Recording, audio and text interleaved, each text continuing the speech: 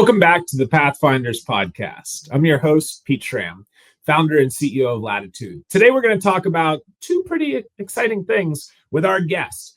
A career map, the past, present, future of your professional journey, and then a personal board of advisors, the individuals that helped guide you along the way, not just one mentor. Reminder that the career map's going to go into 5 different dimensions: the roles and positions you held, the skills, achievements and accomplishments, the education and certs, and some of the fun stuff.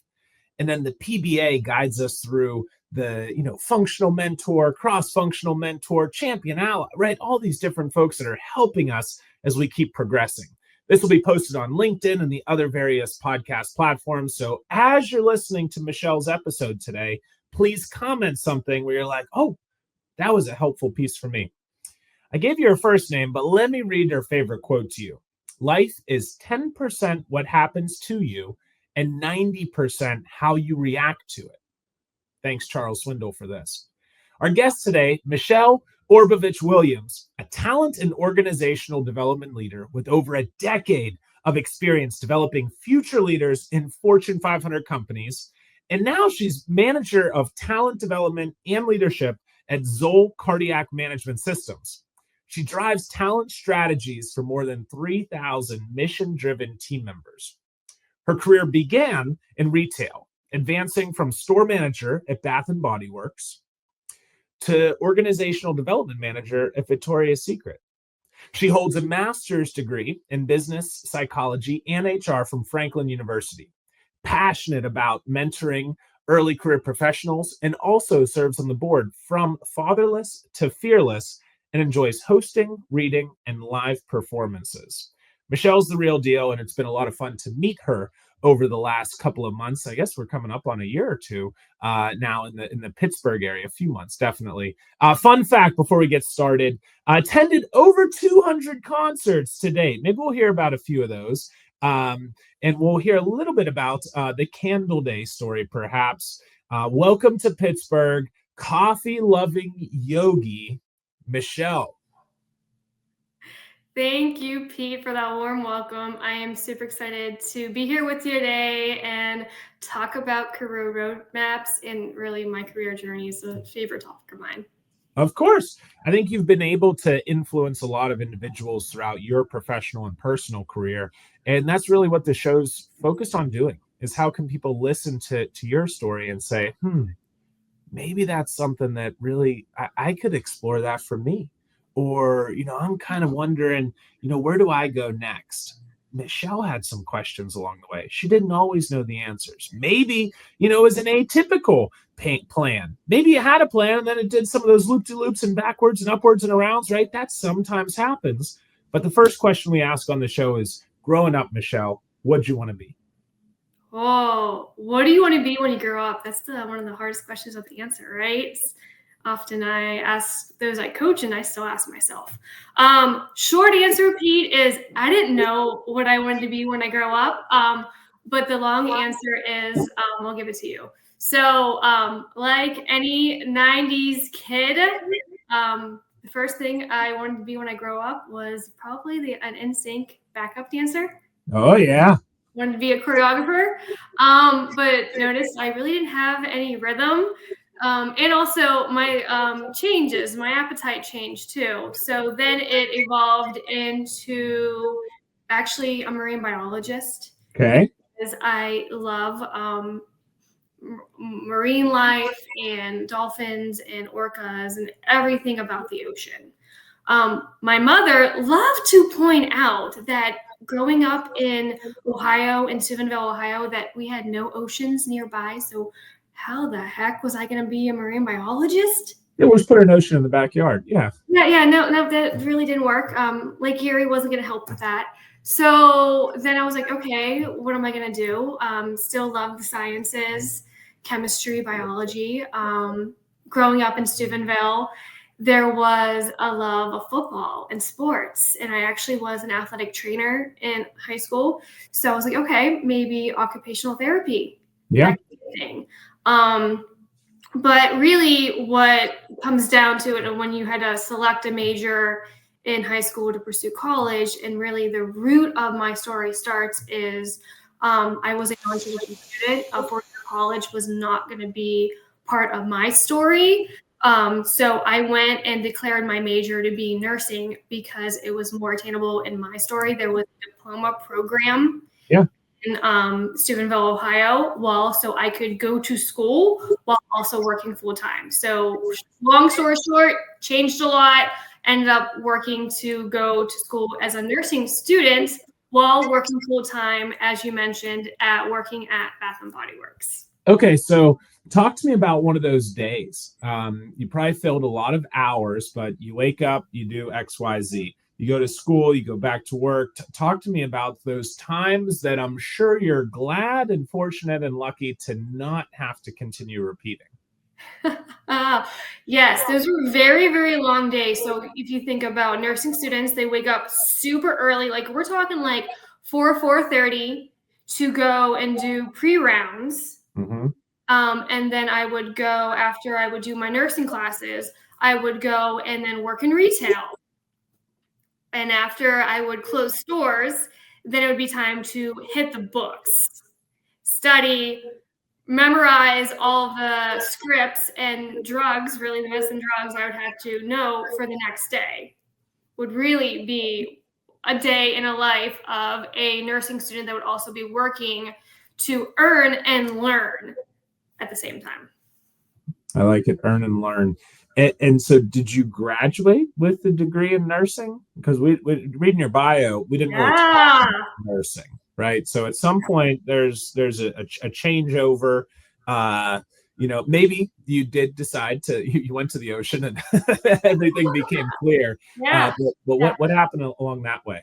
Yeah, and that is honestly, Pete, thank you so much for asking. That is what I love to really kick off my journey. So I'm going to clinicals and I'm going to work and I am dreading going to clinicals, but my energy, where I'm filling up my cup, is going to work at Bath and Body Works every single day.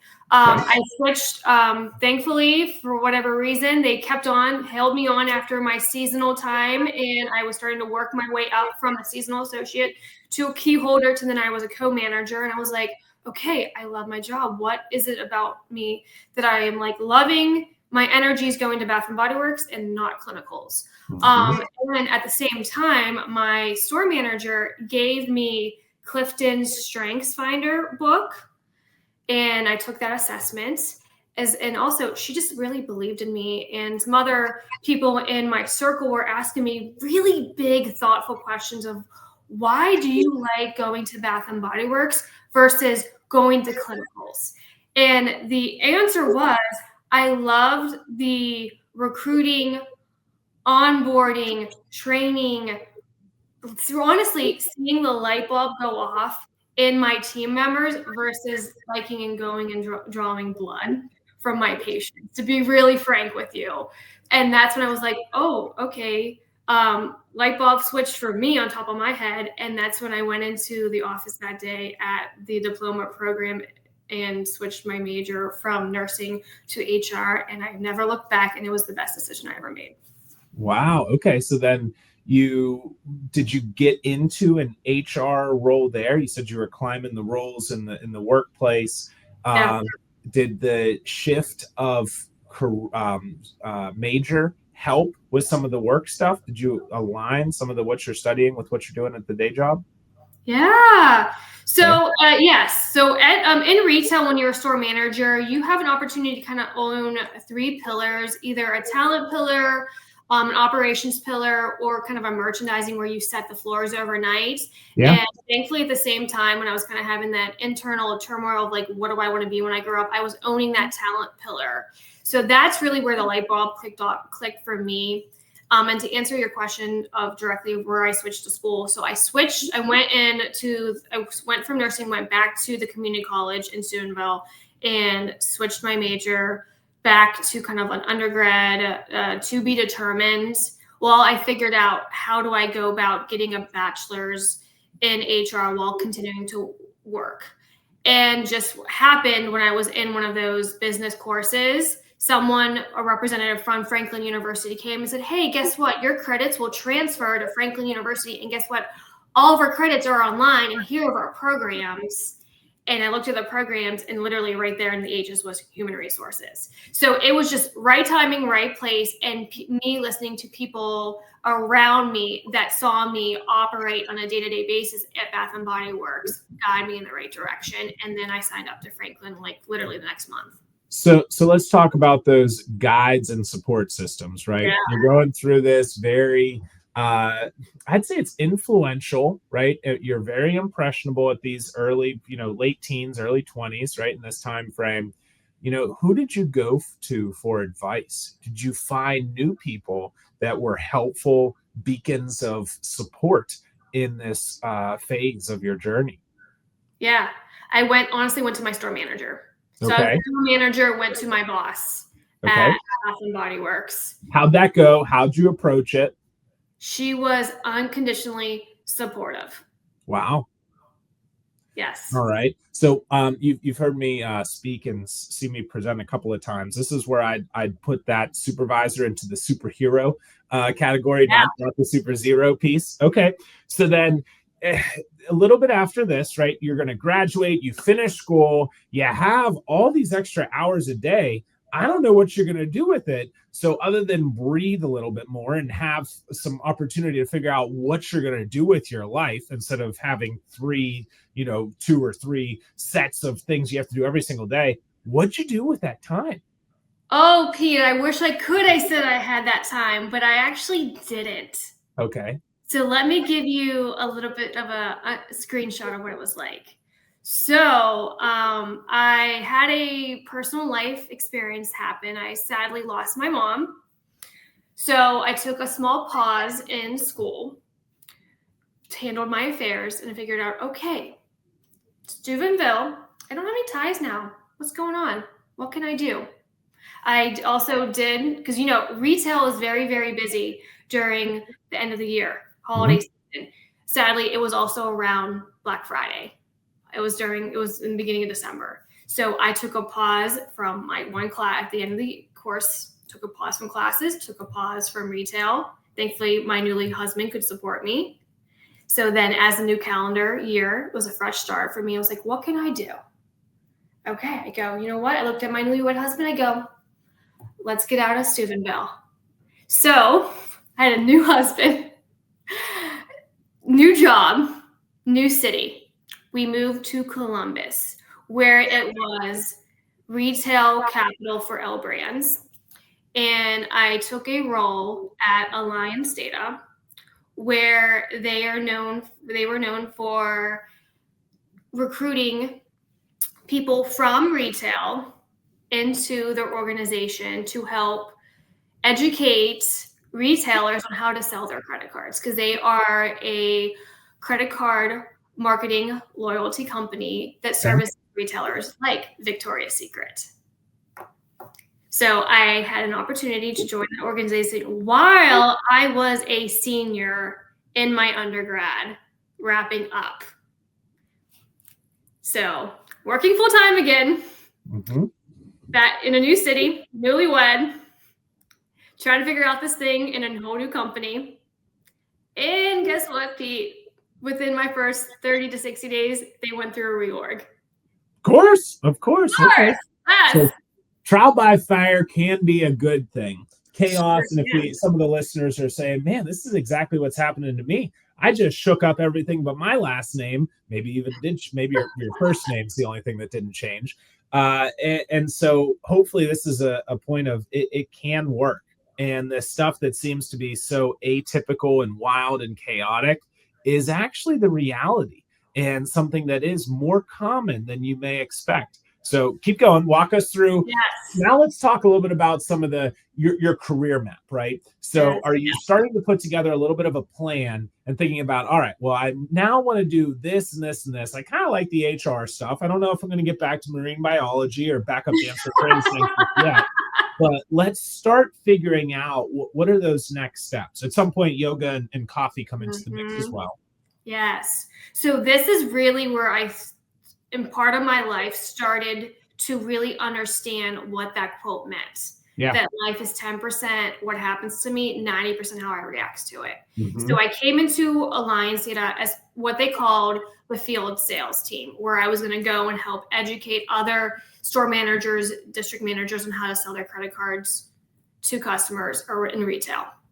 Because there was a reorg, took a pivot shift to where I was going to be on the phone 40 hours a week. And you know me, Pete, can you see me behind a desk? Heck no. Absolutely not. And my goal was to graduate and get into HR. Okay. I was like, okay, this happened to me. This is not how I'm going to react to it. I'm going to have some positive momentum. I'm going to learn from this, network, and see what I can do, make lemonade out of these lemons. So still did the best I could in that role for about 6 months while I continued to learn about the organization, leverage the networks I had from the short term I had in that field role, and actually leverage the networks I made while from the interview process. It just so happened that a gentleman, this is going to be because he isn't still part of my personal board of directors. It just so happened that someone that was slated last minute in my interview process interviewed me, had an HR degree. He was tasked with that reorg to grow a learning and development team for a new department for Alliance Data during a period of their hypergrowth. Okay. And he had an opening on his team. And we passed in the hallway. He's like, "How you doing?" I go, "Wasn't part of the plan, but I am rolling with the punches. I'm learning and being optimistic of what I can do for next to, pursue my goals." He goes, "You'll be okay." A couple weeks later, learned about his open role. He reached out to me, he goes, "I want you to apply." I go, "Okay." I got the role, and it was the best role that kickstarted my career in HR. Let's go. So congratulations to that. What's that fella's name if we wanted to give him a shout out? Yes, absolutely will. His name is Randy Egolf. Randy Egolf. Well, we owe a lot to him. So let's break down learning and development, talent development. What feeds into that? Give us Michelle's definition. If there's a couple of pillars, we're not going to go into a whole science project on it, but give us the sparks notes, right? What is this made up of? Yeah, it's essentially enabling people to be the best versions of themselves each and every day. Mm-hmm. And how can that be done right in an organization? Well, getting to know your talents, getting to know the business, building trust, and being strategic on how you build skills to help individuals do something different or better to see an outcome. I like it. Are you reading from something in front of you over there? That is very, very well it's all up here. It's all up here, my friend. Very, very good. So now let's look at it from a little bit of a different perspective, right? Last couple of years, the world's changed, right? COVID, pandemic. Now people are talking about the quaddemic, early 2025. All these different things happening. People are in the office, out of the office. Last time I checked retail, you have to be in the office or facility, right? Whenever you're selling clothes, bringing up people, right? But how has this L&D space, talent development, building trust with our people, how's this changed as we've gone to, not everybody in the same office every day? Yeah. Oh, so I think we were on a path of changing anyway.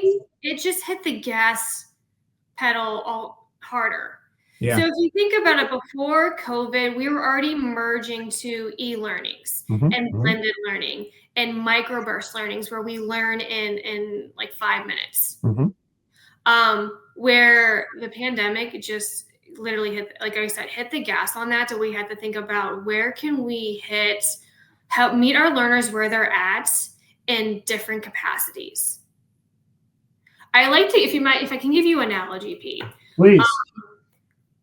Think of it outside of learning, not in a professional setting, but in a personal setting. Pete, do you like to cook? I do.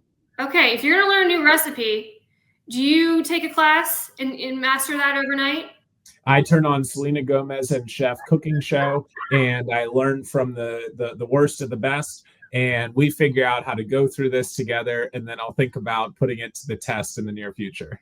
Yeah. So it takes time, right? You have to either take a class or watch a video or watch Bobby Flay, or maybe you have a TED Talk or not TED Talk or a TikTok video, and then you're going to go and practice it a few times, maybe add your own personal style to it before you actually want to go and have someone taste your new recipe. Mm-hmm. It takes what I love to call, the formula of 70, 20, 10. Yeah. Learning out there to really, really build that muscle. Tell us a little bit more about the 70, 20, 10 model. What's that mean? Sure. So I'm going to do it backwards. 10% of it is formal learning. So either an actual in-person class, Mm-hmm. you're going to read a book. 20% is learning from others. Mm-hmm. When I learn from each other, or I kickstarted my career learning so much from Randy. And then 70% is actually applying it afterwards. Mm-hmm. OJT. And I like to also add one in there along the way of teaching others, right? So I learned this stuff, the 70, 20, 10, but then how do I do another 10, 15, 20, which is paying it forward. And so that's whenever we go above and beyond and we actually have that exclamation point of whenever I can be proficient enough in a skill or a certain area that I can guide others, then I've truly, been able to, I'm not going to say master it, but I'm competent to a certain level. And we take a similar approach whenever it comes to mentors, right? So I'm a successful mentor whenever I've mentored a mentee that can now be a mentor to others successfully. So we're creating others. We're able to hand off what we've learned. Others are able to benefit from this skill that we've developed and instituted and built on over time. I am going to borrow and steal that. I absolutely love that because you mentor it when you can teach others. Exactly. That's a big piece. All right, back to some of your journey. Okay. So we're building up the personal board of advisors. I want you to share a little bit with us of who were some of the other helpful guides along the way and where you found them. Sure. Okay, so I'm going to go back to still early career, and then we can build onto it too, because I have a couple that have really been on along the way. So Randy's one that's still been in my career for 15 years now, off and on. Another one is Dr. Brenda Jones, and she also came early on in my career when I first came into Columbus, and I found her through Franklin University's mentoring coaching program for students. So I specifically brought this one up for two reasons. One, sometimes you have to utilize alumni or your organization's resources to ask for support. Yep. And that is what I did. So keep in mind, I told you I had a life event. I had a lot going on, new city, new job, new last name. So I raised my hand and said, hey, Franklin University, you have this great resource. I'm going to ask for help. Mm-hmm. And which a lot of students don't do, right? We've done different mentoring programs with various universities, high schools. So many people say they're going to come to me, right? And that's not the alums saying they're going to come to me. It's the students saying, all those people that they're going to come to, they're going to hand me a job. So good on you. Thank you. Yeah. So Dr. Jones came into my life when I really, really needed it. Probably wasn't the easiest student, but we built that trust. And now she's literally probably even not only a personal board of directors, but she's Auntie Brenda to my son too. So like that is the trust we built. So that is one. Also, she's, like I said, she's been through every milestone in my career to date, highs and lows. So now, if you want me to continue moving on? Keep going. Give me one or two more. Yeah. So then also another one kind of midway point, we can talk about where I'm at today in my career. I have another one, Mike Casement. I'm going to give Mike a big kudos too, and he's going to blush when he listens to this, and he told me he would. Met Mike through my Cardinal Health experience. and we just had mutual connections, mutual experiences. We're like, how do we've never met? And Mike is one that has offered to be a mentor and a personal board of directors. And that was one where I earned the right for Mike to be on the board. And now Mike was one that helped me today make the right choice in where my next career will be, and asked me those really thought-provoking questions when we made the move from Columbus to move back to Pittsburgh. Wow. And how did those conversations go? Right? There's a big transition, right? Obviously, you heard some insight from Cardinal Health, and now you're like, okay, what am I going to do? I'm at a little bit of a crossroads here. Should I stay or should I go now? There's probably a bunch of other song lyrics that we could reference. We go through this, but, did you have certain questions ready? Did you, ask him for just general advice? So let's get into a little bit of the nuts and bolts, right? We're interacting with our mentors, mentees. What are some of those best practices and those career navigation processes? Because, hey, as we keep going through 2025, I bet you that some people are going to change jobs on their own accord, and some are going to be not on their own accord. Yeah, absolutely. So the move to Pittsburgh was not part of the plan. Here we are again. 10% didn't really happen. BNY called my husband, gave him a great opportunity. He looked at me and I'm like, all right, let's just make the move. We just finished flipping the house, but let's just go. So called Mike, was like, here's what's going on. I need your support. But had both Dr. Jones and Mike. And after they helped me kind of first lower my cortisol levels, so I was in the right frame of mind, because they first knew me personally and how I would react. Yep. And then it was, okay, what is your career plan? Because this wasn't part of the plan. We decided that I'm going to take the summer off. They helped me come to that decision to take a summer off for my son, help my family react to me, because they knew that me personally, if my family isn't taken care of, then I'm not going to be able to operate as a human. Yeah. And then Mike asked me about, okay, let's think about your career. What would help you get more diverse as an HR leader? And also, what do you want in your career path?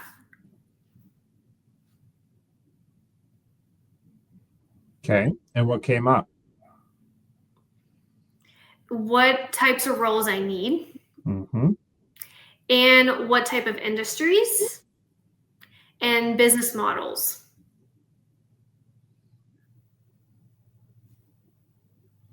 Roles, industries, and business models. Okay. And then you just picked up the phone and it was immediate that you got a job and all was good. No. Right. Snapped your fingers. I love Pittsburgh. The communities just rolled out. Maybe you said one of the two, maybe one or the other happened. We met through some of the Pittsburgh Human Resources Association events and more, right?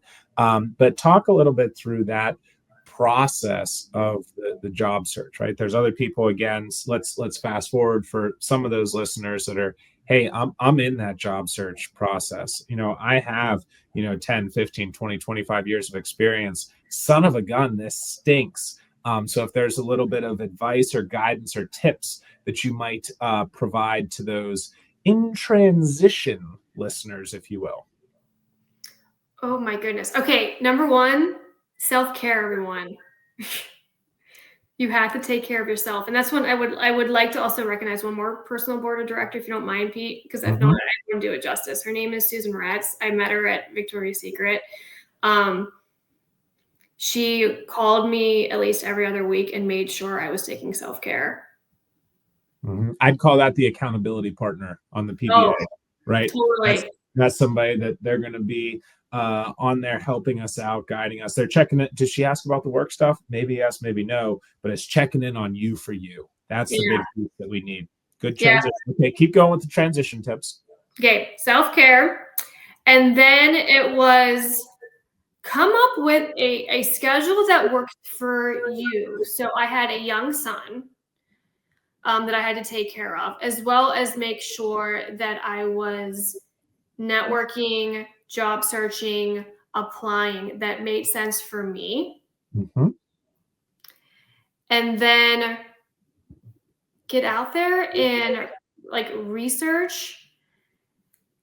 And that's prioritizing where you want to be. So for me, I knew I wanted to be in HR. So I researched the organizations that made sense for my career path. I found out that there was PHRA. I found out there was ATD. And I was like, okay, which one would have the biggest span that I could prioritize my time this summer, knowing that my son was out of school and I still had to give him my energy. Yep. So I just, for the sake of priority, not that one was, higher priority or quality, they both are still great organizations. I'm members of both. I just focused my time on PHRA. Yeah. And you and I met. And the rest is history from there.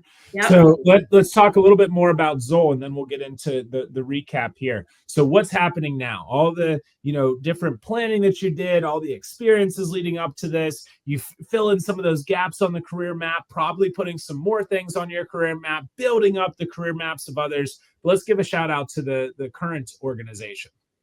Oh my God, they are amazing people doing amazing things. Yeah. So Zoll, I work for Zoll at CMS here in Pittsburgh. They do the Life Vest is one of their main products they create. So those who have cardiac arrests after the doctor sends them home, they wear the Life Vest for an extended period of time in case they have another cardiac arrest at home.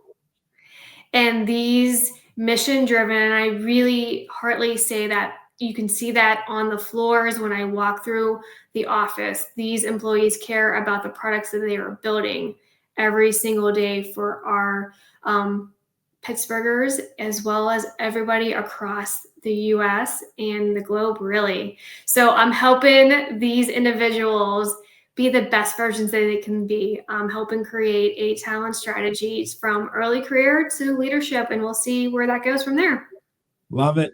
So one of the things that we talked about before this over the last couple of months, and on this show a lot, is from your perspective, right? Think about the organization, right? Leadership. When it comes to these ideas of a career map and a personal board of advisors, right? Whenever we arm and equip each of our employees with a career map PBA, where's the value to the organization when it comes to this?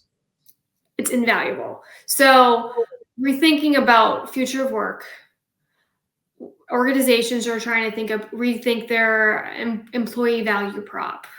This tool is in my personal opinion, should be their number one tool, because it's really about humans talking to humans. And the book, I absolutely love your book, Pete, because it's a simple tool that people can pick up at any stage in their career and go with it. Because it's all career road mapping is all about helping people feel like they belong in an organization and see their course forward here, no matter where you're at. Like for me, as you can tell, I had many bumps along the way that I didn't see coming, that I had to, that one of my mentors said, hey, that's okay, Michelle. That's why we use erasable pen. That I had to go and erase my plan at points, and I had to go and pause and reflect and get back on track. If I didn't have the support I had and the tools practiced in your book to get me back on track, I don't know where I would have been right now today. Well, I think you would have done a lot on the 10%, right?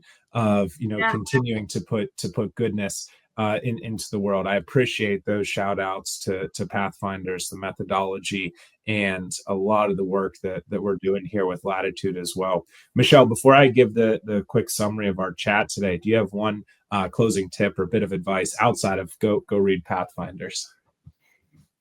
Sure. I guess it's two things. Is if you can build any muscles, it's resiliency and agility, because those can be two best friends that will help you along your way.